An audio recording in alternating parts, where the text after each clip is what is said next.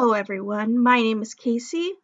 Today's video is not going to be so much a tutorial, but more of a pictorial walkthrough on how I turned a birdhouse that you would find at a local hobby or craft store or even at your local dollar store into this old cottage.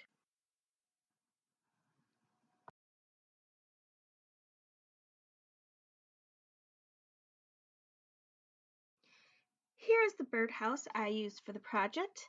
I got mine again at a Dollar General, but you can pick something up similar to at your local hobby or craft store if you wish to do this project as well.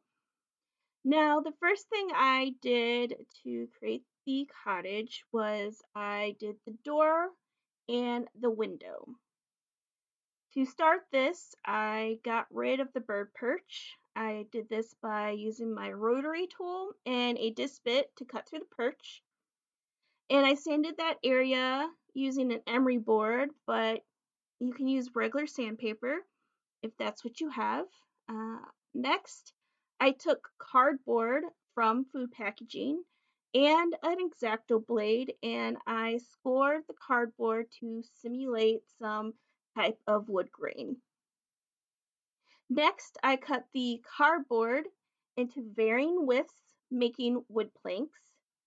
I then cut some more cardboard about an inch by an inch and a half into an arched doorway. Using tacky glue, I adhered some of that wood plank to the door. When that dried, I trimmed all the edges flush. I also added some cross pieces and a door handle for detail.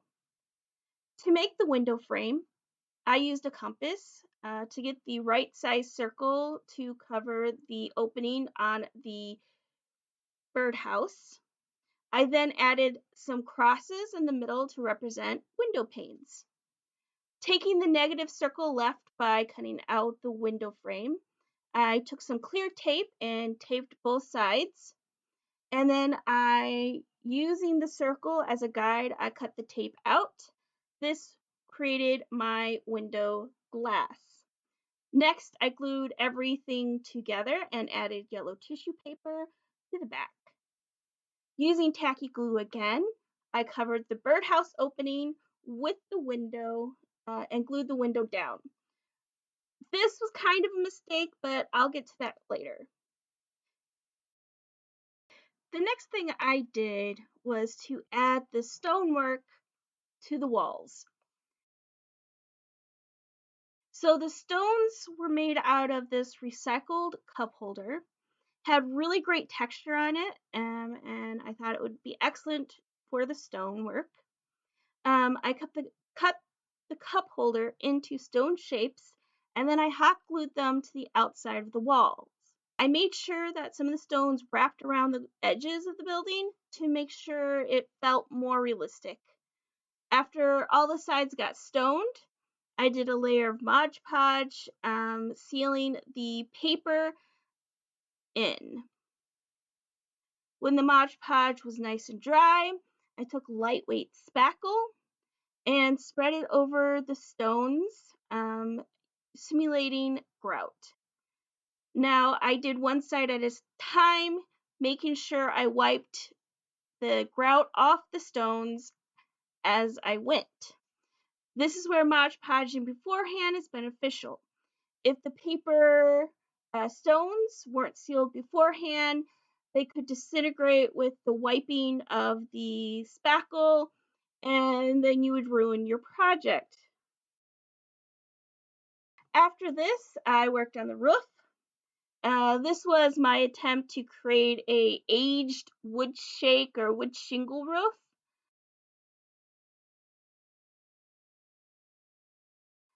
So first I took more of that wood planking I made earlier, cut them about a ½ inch long, and I made sure one end of the strip was weathered.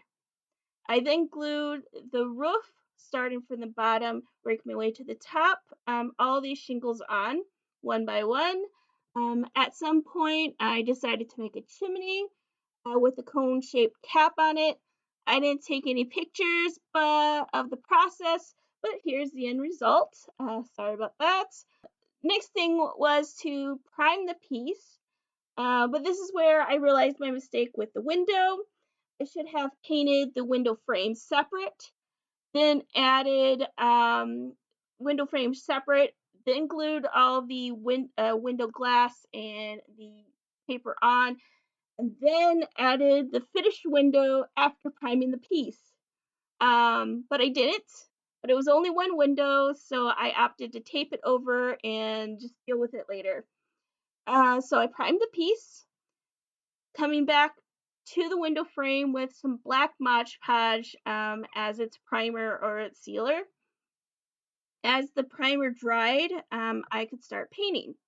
First, I took a golden brown and an orange and did a base coat on all the wood, only slightly bending the edges of the colors together. I then dry brushed different browns on top of the golden and orange base. Of course, starting with your lighter brown, working towards your dark brown as the last dry brush. Next was to paint random stones different color because not all stones are the same, have the same undertone. So I chose red, blue, and purple and left the rest the primary gray. I then took beige and some off-white color and I dry brush over the stones. I took a brownie black watered down wash to the whole piece to age and kind of dirty up the cottage. I added some details such as a skull and this spiny tree thing. I then added a clear coat over the entire thing to seal it in.